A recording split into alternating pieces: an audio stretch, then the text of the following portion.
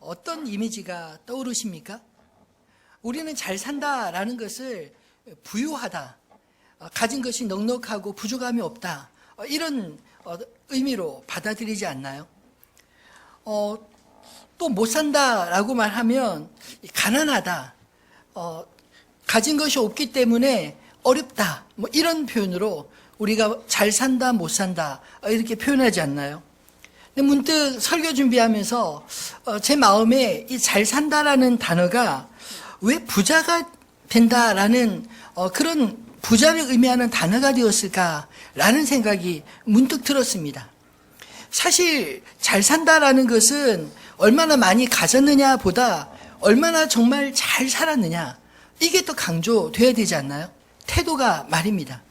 예를 들어서 부자여도 정말 떳떳하지 못하게 벌고 떳떳하지 못하게 사용한다면 그것을 잘 산다라고 말하면 어불성설이지 않나요?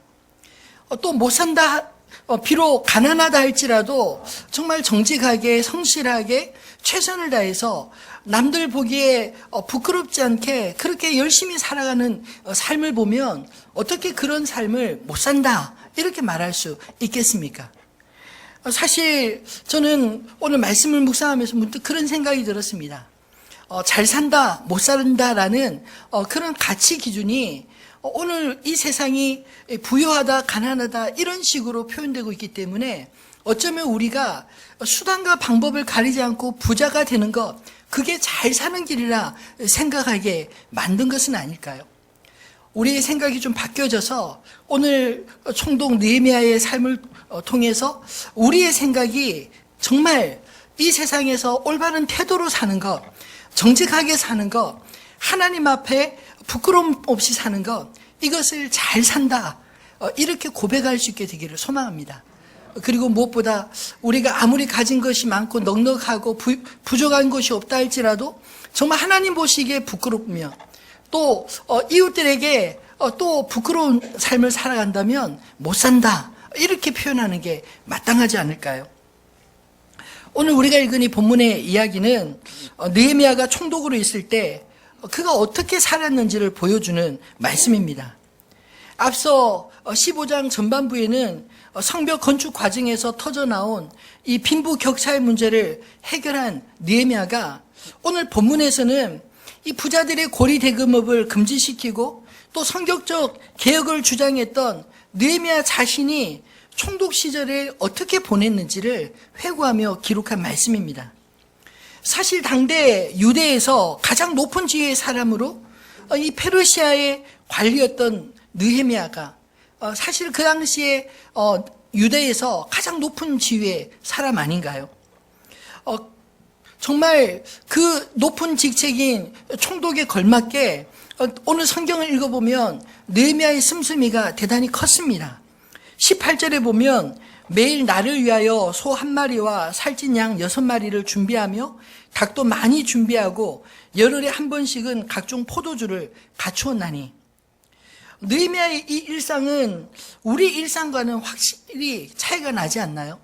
여러분 하루에 소 1마리씩 잡아 드십니까? 하루에 1마리씩이면 1년이면 365마리고요. 12년이면 얼마나 될까요? 또 매일 양을 6마리 잡았다고 하는데 그 양이 1년 모으고 또 12년 모으면 얼마나 될까요? 닭은 아예 숫자를 헤아릴 수도 없이 많이 잡았다고 이야기를 합니다. 근데 이 17절 말씀에 보면 그 모든 음식을 느헤미야 혼자 먹은 것이 아닙니다. 그의 상에서 매일 함께 먹는 사람들이 유다 사람들과 민장들, 유다 땅의 그 지도자들 150명도 그 상에서 함께 먹는데 이 총독인 느헤미야가 그 모든 것을 대었다라는 것입니다. 그 외에도 주변의 이방 족속들 중에 방문자들, 손님들이 있으면 그들의 음식까지 포함해서 대접하는 비용이 어쩌면 이 총독으로서 업무를 감당하기 위해 들어간 비용이라 말할 수 있지 않을까요? 근데 중요한 것은 오늘 기록한 이 말씀이 느헤미야가 얼마나 잘 살았는가 하는 것을 보이기 위해 기록한 것이 아니라는 것입니다. 이렇게 엄청난 비용이 드는 평범하지 않은 삶을 살면서도 느헤미야는 이전 총독들과 같이 이 백성들에게서 빼앗거나 심지어는 당연히 총독으로서 받을 수 있는 녹, 즉 봉급도 받지 않았다고 기록하고 있기 때문입니다. 그럼 우리는 궁금해지지 않습니까? 도대체 느헤미야는 이 모든 것을 어디서 조달했을까? 12년 동안 총독의 녹을 받지 않으면서도 매일 이렇게 소비하고 살려면 도대체 얼마나 부자였을까? 상상이 되지 않지 않습니까? 아마도 느헤미야가 페르시아 수상궁에서 온 관리였다는 점과 그가 왕으로부터 받은 기업이 기본적으로 그 땅과 또 기본적인 기업이 있었으리라는 생각을 할 수 있습니다. 느헤미야가 처음 왕에게 총독으로 보내줄 것을 요청하면서 총독 관제에 쓸 제목을 주도록 요청하고 또 왕이 허락한 것을 보면 기본적으로 총독에게 주어진 땅이 있고 또 살림이 있었고 또 자신이 페르시아로부터 가져온 가산과 종들이 있어서 이 소와 양과 양식을 조달할 그런 종들이 많았던 것을 이야기하고 있는 게 아닐까요? 성경에도 보면 자신의 종들을 계속 언급을 하고 있습니다. 제가 가만히 성경을 보면서 마치 우리가 창세기에 나오는 아브람이 자기 집에 길리운 종들이 300여 명이고 또 재산도 어마어마하지 않았나요? 한 족속의 족장에 그런 재산이 이 정도였다고 생각해 보면 어쩌면 총독이었던 이 느헤미야에게 한 이 정도의 재산이 있지 않았을까라는 생각이 들지 않나요? 어쨌든 본문에서는 그 모든 쓸 것을 어떻게 조달했는지는 기록하지 않았습니다. 그러나 전임 총독과 같이 총독의 녹을 받지 않으면서도 총독으로서 자신이 감당해야 될 부분은 스스로 해결했노라. 이것을 강조하고 있다는 것, 이것만 우리가 봐야 하지 않을까요?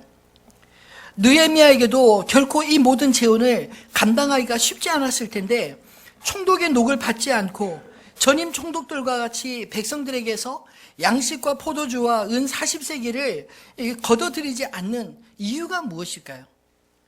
느헤미야가 추구하는 삶이 그 이전 총독들이 추구하는 삶과 확연히 달랐기 때문 아니겠습니까? 이전의 총독들은 자신의 생활과 관리들을 위해 쓰이는 모든 비용을 관례대로 백성들에게 세금으로 걷어 충당했지만 느헤미야는 그 당시 백성들의 부역이 중하고 과세 또한 중하였기 때문에 총독으로서 마땅히 받아야 할 녹을 받지 않았다. 이렇게 기록하고 있는 것입니다. 느헤미야는 백성 위에 군림하는 군주로서가 아닌 백성들을 형제로 생각했기 때문에 다른 파견된 총독들과 이처럼 다른 생각을 갖지 않았을까요? 그럼에도 불구하고 오늘 본문에 기록된 이 느헤미야의 살림은 결코 빈약하지 않았습니다. 저는 오늘 말씀을 준비하면서 그리스도인으로서 잘 산다는 것, 이것이 무엇일까 하는 것을 느헤미야의 삶을 통해 한번 묵상해 보았습니다.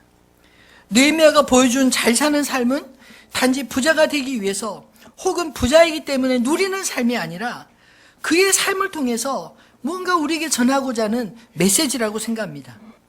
오늘 이 말씀을 통해 하나님이 들려주고 싶은 하나님의 백성으로서 잘 사는 법을 들을 수 있는 귀가 열리길 주님의 이름으로 축원합니다.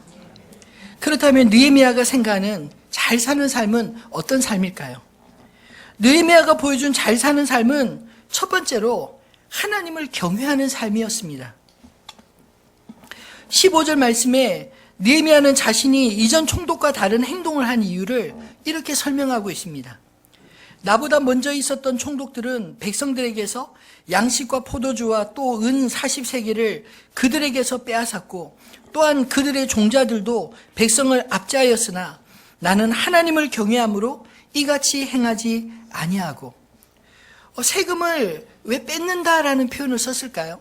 그 뒤에 말씀에 보면 그 백성들이 부역이 심할 뿐만 아니라 또 가난했기 때문에 세금 낼 여건이 안 되면 어쨌든 세금 징수한 사람들이 있는 것조차 빼앗아서 바치겠기 때문에 빼앗았고라는 표현을 쓴 게 아닐까요?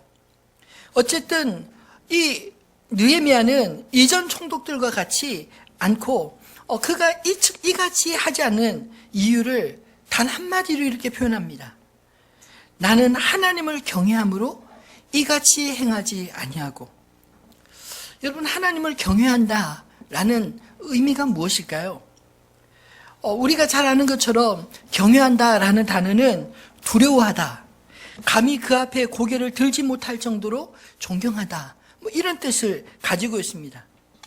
느헤미야는 당시 유대에서 페르시아 제국의 총독으로 가장 높은 지위의 사람이었습니다. 자기 위에 왕과 높은 귀족들은 멀리 수상군과 다른 지역들에 있었고, 유대에서는 자기보다 높은 사람이 없었던 사람입니다. 그러면 대부분의 사람들은 교만해지거나 자기 신분을 이용해서 전임 총독들이 누렸던 것처럼 느헤미야도 당연히 그런 권력을 사용할 수도 있었을 텐데, 느헤미야는 이같이 행하지 아니하였다라고 말합니다. 그리고 그 이유를 하나님을 경외함으로. 도대체 느헤미야가 주장하는 이 하나님을 경외하는 삶이란 어떤 삶일까요? 종교개혁자들이 외친 구호 가운데 코람데오, 하나님의 면전에서라는 단어가 있습니다. 이 코람데오라는 말은 자신을 살피는, 하나님의 면전에서 자신을 살피는 의식적인 행동을 한다는 것을 의미합니다. 근데 느헤미야는 이미 이전부터 코람데오의 정신을 알고 하나님 면전에서 자기를 살피는 사람이었다, 이것을 말하고자 하는 게 아닐까요? 아나무인은 눈 아래 사람이 없는 것 같아 라는 뜻으로 눈에 보이는 것 없는 듯 건방지게 행동하는 것을 아나무인이라 하지 않습니까? 보통은 자기 위에 아무도 없다고 생각하면 자기 밑에 사람들을 마치 아나무인격으로 대하기가 쉽지 않나요? 근데 느헤미야는 비록 자신이 유대의 가장 높은 총독의 위치에 있었지만 자기 위에는 자기를 임명한 왕보다 더 높으신, 그 왕을 움직이시는 만왕의 왕이신 하나님이 계시다는 것을 그가 늘 의식하고 살았기에 하나님이 싫어하시는 일을 결코 하지 않았던 게 아닐까요? 즉, 하나님이 싫어하시는 일, 백성들에게서 착취와 압제를 하지 않고 오늘 16절과 같이 도리어 이 성벽 공사에 힘을 다하며 땅을 사지 아니하였고 내 모든 종자들도 모여서 일을 하였다. 그렇게 솔선수범한 하여 일하는 그 모습을 보여주고 있습니다. 느헤미야는 하나님을 경외함으로 하나님의 종으로서 하나님이 그에게 맡겨주신 시대적인 사명에 충실했다는 것입니다. 즉, 느헤미야식 하나님을 경외하는 삶이란 하나님을 상전으로 모시는 종의 삶, 그것을 스스로 감당했다는 것 아닐까요? 노블레스 오블리주라는 말이 있습니다. 높은 지위의 사람들에게 요구되는 높은 수준의 도덕적 의무가 있다는 말이죠.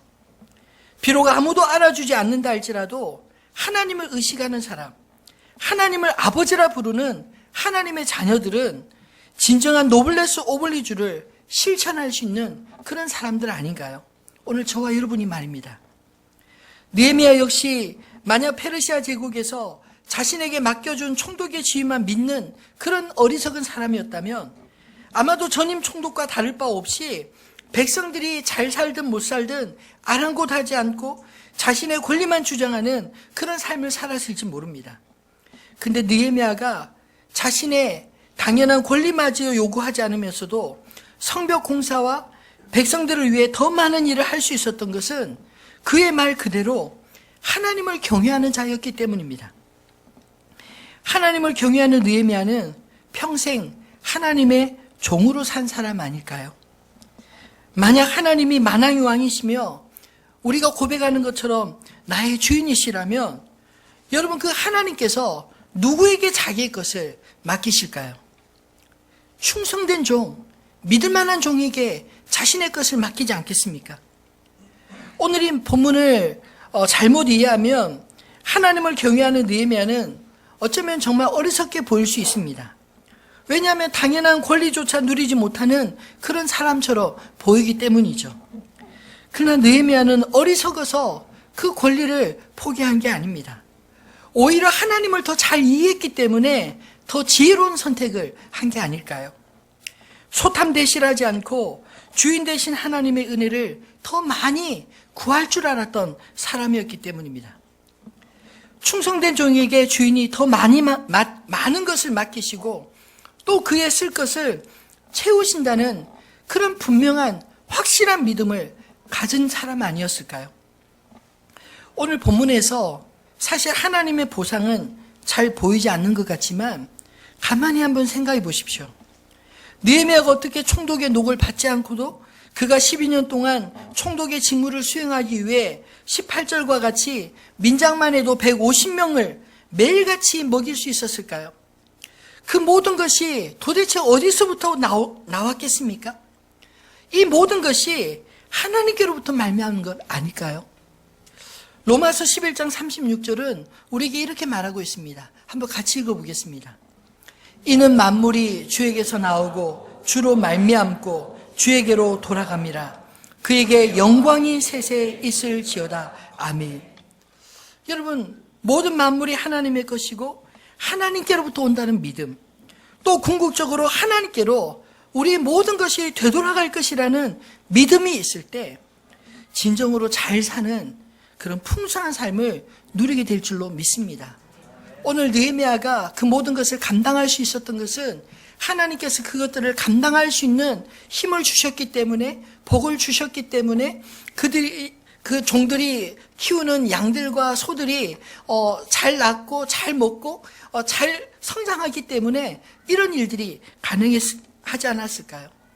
바라기는 저와 여러분이 참으로 하나님 앞에 경외함으로 하나님의 종으로서 이렇게 쓰임받을 수 있는 종들이 되기를 주님의 이름으로 축원합니다. 두 번째로 느헤미야가 보여준 잘 사는 삶은 이웃을 긍휼히 여기는 삶이었습니다.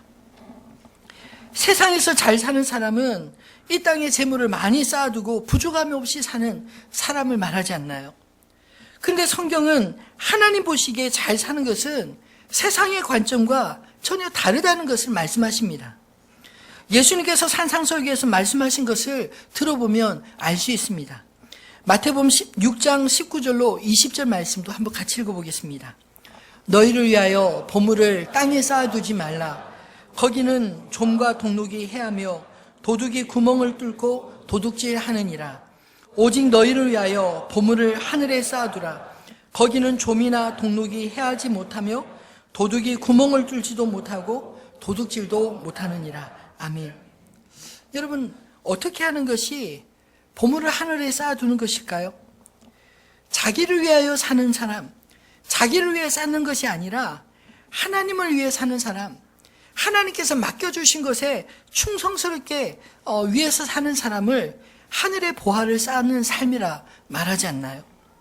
다시 말해서 자신을 위해 쌓는 것은 늘 도둑을 염려해야 될 그런 형편을 될 것이지만 하나님을 위해 쌓는 것은 하나님을 위해서 이 땅의 가난한 자들에게 많이 나눠주는 그런 인생을 말합니다. 하나님을 위해서 그렇게 나누며 사는 인생은 곧 우리가 쓰는 족족 하늘에서 쌓이게 될 것이다. 이렇게 말하고 있는 게 아닐까요? 비록 우리가 보기에는 이 땅에서 쌓일 틈이 없이 다 사라져가는 것 같지만 그것은 하늘에 쌓이는 것이기에 이 땅의 도둑을 염려할 필요가 없다는 것입니다. 가난한 사람을 긍휼히 여기는 것이 곧 하나님을 공경하는 길임을 믿으시기를 바랍니다. 잠언 14장 31절은 이것을 우리에게 분명하게 말씀하고 있습니다. 가난한 사람을 학대하는 자는 그를 지으신 이를 멸시하는 자요, 궁핍한 사람을 불쌍히 여기는 자는 주를 공경하는 자니라. 느헤미야가 앞서 이전 총독과 같이 총독의 녹을 위해 가난한 자들의 것을 빼앗지 않았다라는 말은 오늘 이 말씀을 의할 것 같으면 그가 가난한 사람들을 착취하지 않고 오히려 궁핍한 자를 불쌍히 여겨서 자신의 것으로 그들의 세금을 대신한 것은 오히려 하나님을 공경하는 태도였다. 이것을 말하고자 하는 게 아닌가요? 느헤미야가 총독의 녹을 요구하지 않고 오히려 자신의 것으로 민장들을 먹이고 성벽 재건에 백성들과 함께 힘을 다하여 수고한 것은 그가 하나님을 경외할 뿐 아니라 18절에 고백하는 것처럼 내가 총독의 녹을 요구하지 아니하였으면 이 백성의 부역이 중함을 보았기 때문이라 그렇게 말하고 있습니다. 느헤미야는 백성을 통치의 대상으로만 본 것이 아니라 동일한 형제의식을 가지고 산 사람이었습니다. 나라를 잃고 유리하던 백성들을 돌보시는 그 하나님의 손길로 자신을 그렇게 들여 쓰임받기를 기뻐한 그런 종다운 태도가 아닐까요?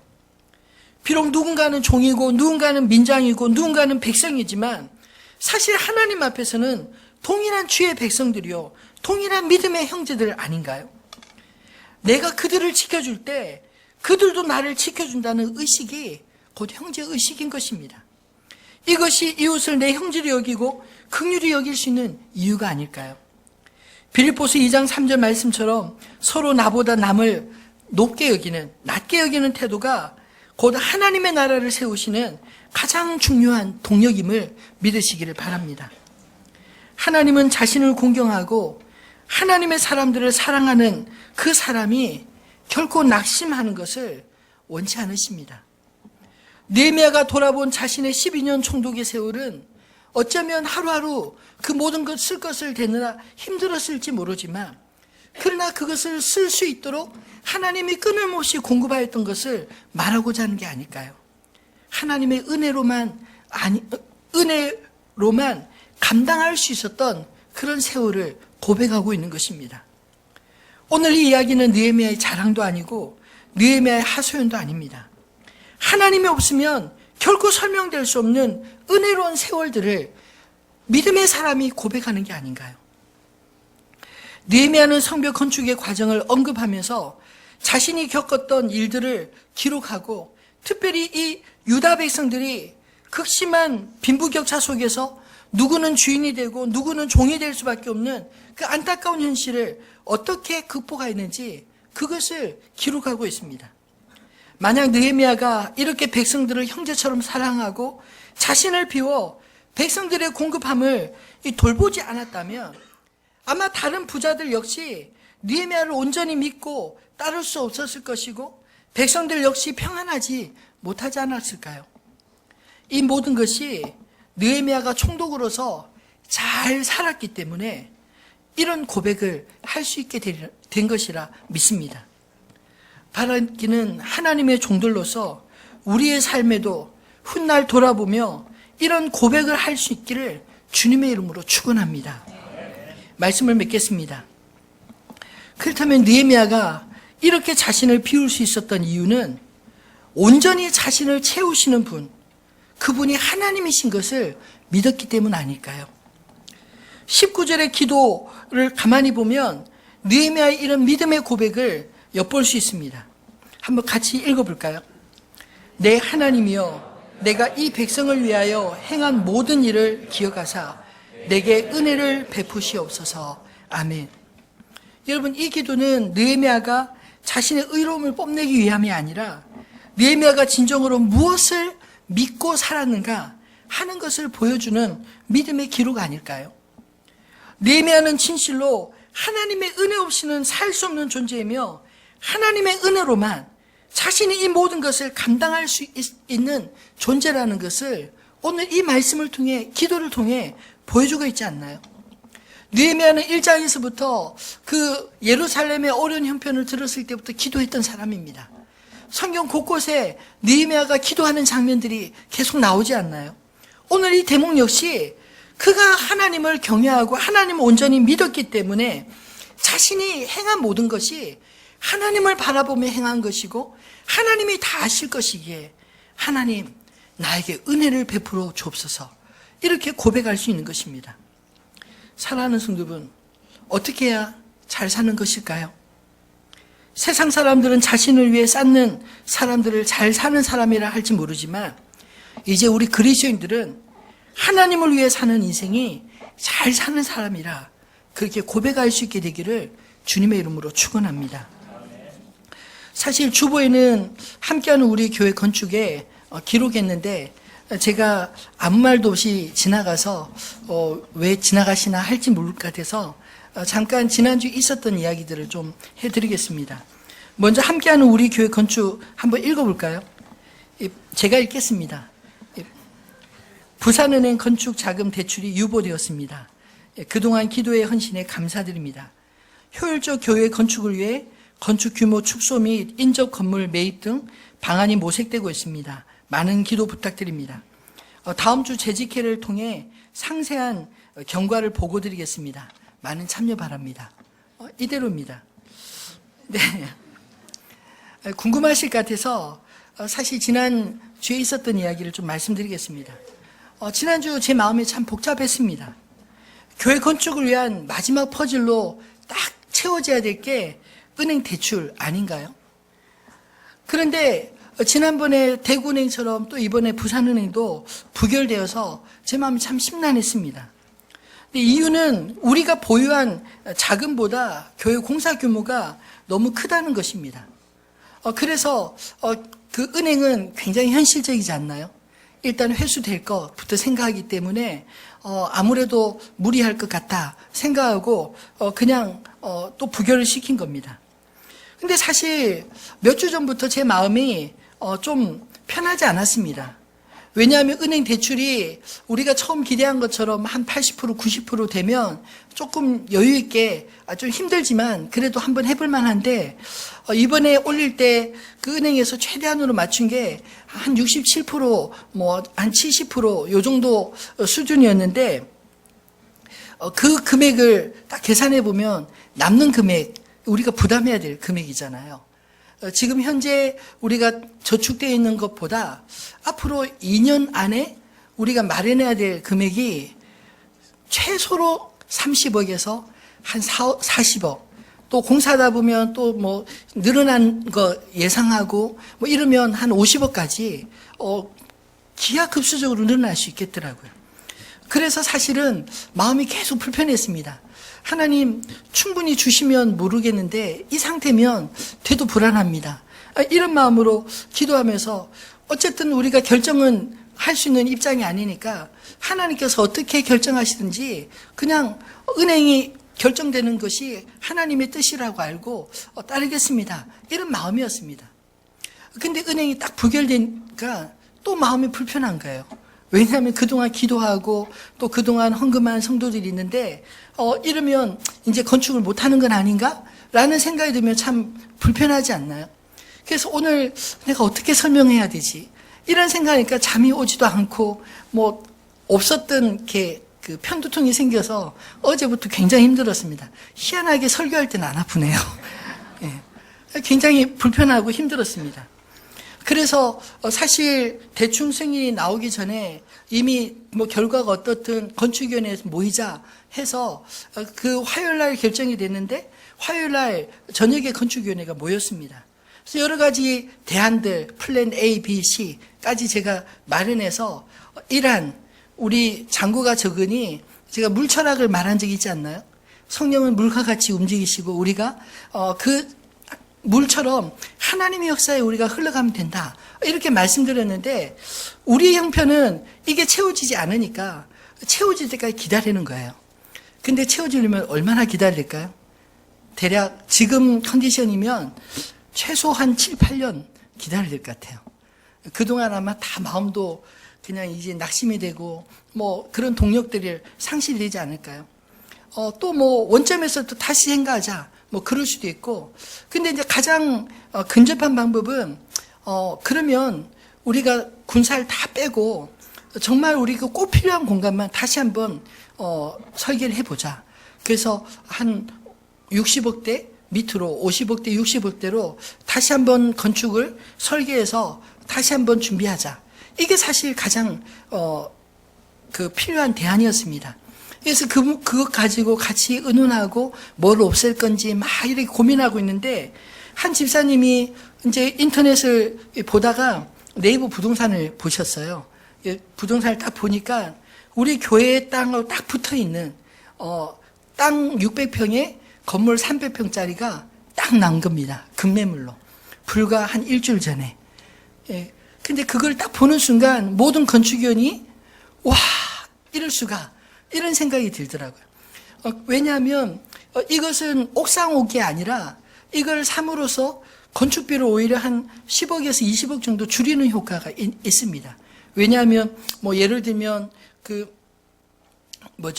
건축을 우리가 줄일 때 어차피 300평이 있으니까 그만큼 이상 줄일 수 있잖아요. 그리고 주차 용지가 확보되니까 또 충분히 여유가 생기고 또 그 대출도 분할할 수도 있고 뭐 여러 가지 조건들을 생각하니까 가장 좋은 조건이겠다라는 생각이 들어서 이제 건축위원들이 참 격앙되었습니다. 그리고 수요일 날 우리 당회가 또 급히 소집이 되어서 또 당회가 함께 의논하고 땅을 일단은 확보하자 이렇게 결의를 하게 되었습니다. 사실 전혀 생각지 못한 것이었어요. 그리고 그 땅 주인이 이웃교회 집사님들이었어요. 그래서 그분들도 땅을 작년에도 한번 내놓고 올해 내놓으면서 그 여집사님이 이런 마음의 생각을 가졌대요. 우리 교회 땅하고 인접한 땅인 줄 알고 야 나중에 이 건물이 교회가 들어오면 좋겠다. 교회 교육관이 되면 좋겠다. 이런 생각을 했대요. 근데 건물이 깨끗해요. 왜냐하면 우리가 땅 살 무렵에 지은 건물이기 때문에 4년밖에 되지 않았고 건물도 아주 100평, 300평인데 우리가 디자인하기에 따라서 굉장히 좋은 상태입니다. 지금 우리가 지붕이 낮은데 한 4m 이상 돼요. 그래서 예배드리기도 굉장히 쾌적한 상황이 되고 그래서 건축위원들이 어제 저녁에 또 모여서 여러 가지를 대안을 가지고 기도하면서 준비하고 있습니다. 아직 결정된 건 아닙니다. 왜냐하면 어떤 결정을 하기 전에 우리가 모든 대안들을 테이블에 놓고 가장 최선을 살피고 불편함이 없는지 무엇이 좋은 것인지 이런 걸 다 따져봐야 되잖아요. 그래서 다 따져보고 뭐 법적인 문제, 뭐 거리 문제를 어떻게 극복할 건지 뭐 여러 가지 문제들을 다 따져보고 만약에 이거다 싶으면 12월 중순쯤 정해서 12월 말쯤 공동회의하고 성도님들께 가부를 묻겠습니다. 그리고 만약 된다면 1차적으로는 제 마음에 교회가 움직일 수 있으면 그리로 가면 좋겠다라는 생각이 듭니다. 왜냐하면 교회 부지가 있으니까 늘 바라보면서 기도할 수 있잖아요. 여기 있으니까 너무 익숙해져서 여기가 좋사오니 하고 더 이상 이 불편함에 대해서 정말 심각한 미래를 위한 준비하지 않는데 거기 가면 좀 불편해지지만 그래도 교회를 바라보면서 계속 기도할 수 있잖아요. 그리고 중요한 것은 여기 있으면서 우리가 임대료 관리비 들어가는 게 한 달에 교회만 한 2,500만 원이 들어가요. 그런데 뭐 이자 빼고 우리가 한 2억 10만 한 달에 2천만 원씩만 모아도 1년이면 계산이 나오죠. 한 4년 모으면 10억을 모으더라고요. 그래서 그만큼 우리가 실제적으로 준비하고 또 계획하는데 훨씬 탄력을 받을 수 있을 것 같아서 1차적으로는 이 교회 건물을 한 60억대 미만으로 줄이는 작업을 하고요. 그래서 다시 허가랑 모든 조건들을 다시 맞춰보고 그리고 그곳에서 우리가 기도하면서 준비하려고 하는데 만약 빠르다면 연말에 이제 공장이 이전하면 이제 한 1, 2월 정도 리모델링해서 어쩌면 10주년은 거기서 예배 드릴 수도 있습니다. 더 빨리. 만약에 모든 조건을 맞춰보고 안 맞다 싶으면 또 대안이 있어요. 우리 하우학교가 있잖아요. 그래서 하우학교가 어차피 그곳에 가면 이제 단독으로 만약에 그곳에 이제 쓰게 할 수 있는데 거기에서 하우학교가 써도 동일하게 우리 건물에 그만큼 줄어드니까 똑같은 효과가 되더라고요. 기대되지 않습니까? 저는 그 화요일 날 저녁에 갑자기 이런 상황들이 바뀌면서 이런 생각이 들었습니다. 제가 가장 좋아하는 말씀. 우리가 알거니와 하나님을 사랑하는 자, 곧 그의 뜻대로 부르심을 입은 자들에게는 모든 것이 합력하여 선을 이루느니라. 사실 우리의 계획대로 안 될 수도 있어요. 안 될 수도 있지 않습니까? 그런데 중요한 것은 우리의 계획대로 우리의 뜻대로 안 된다고 해서 하나님도 계획이 없는 게 아니라는 거죠. 우리 생각은 어쩌면 제가 좀 욕심이 많았던 것 같고 또 어떤 의미에서는 제가 참 하나님이 지어주실 또 우리 성도들이 함께 지어질 교회를 꿈꿔야 되는데 은행에 교회 지어주길, 그리고 은행에 우리가 월세 내고 살기를, 그렇게 생각했던 것 같아요. 아주 단순하게. 하나님께서 오히려 좀 늦어지는 것 같아도 더 바른 길로, 또 오히려 성도들이 더 기도하고, 우리가 함께 우리가 우리 자신을 위해서, 우리 다음 세대를 위해서 우리의 공간을 마련하자, 이런 방향으로 하나님께서 인도해 주신다고 믿습니다. 사실 아무리 머리를 짜내도 짜낼 수 없는 것 아닌가요?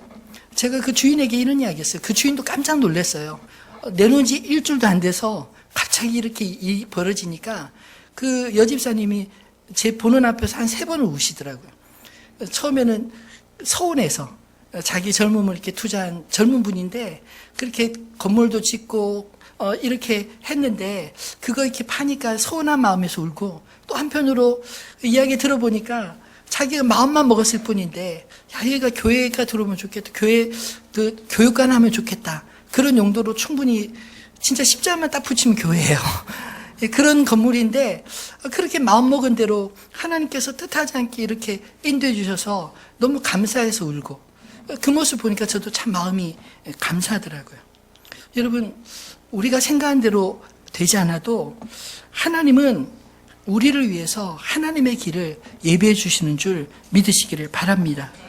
그래서 우리의 계획이 무너져도 하나님이 우리의 대안인 것을 온전히 신뢰하며 따를 수 있는 게 아닐까요? 하나님을 경외하고 이웃을 사랑하는 주의 백성들은 주께서도 선한 길로 분명하게 인도하시는 줄 믿으시기를 바랍니다. 비워도 채우시는 그 주님이 있다는 것을 우리가 믿을 때 우리가 과감하게 비우는 삶을 살 수 있지 않겠습니까? 오늘 저와 여러분이 오늘 말씀을 통해서 정말 하나님 안에서 잘 사는 그리스도인들 되시기를 주님의 이름으로 축원합니다. 오늘 주신 말씀 기억하면서 우리들의 찬양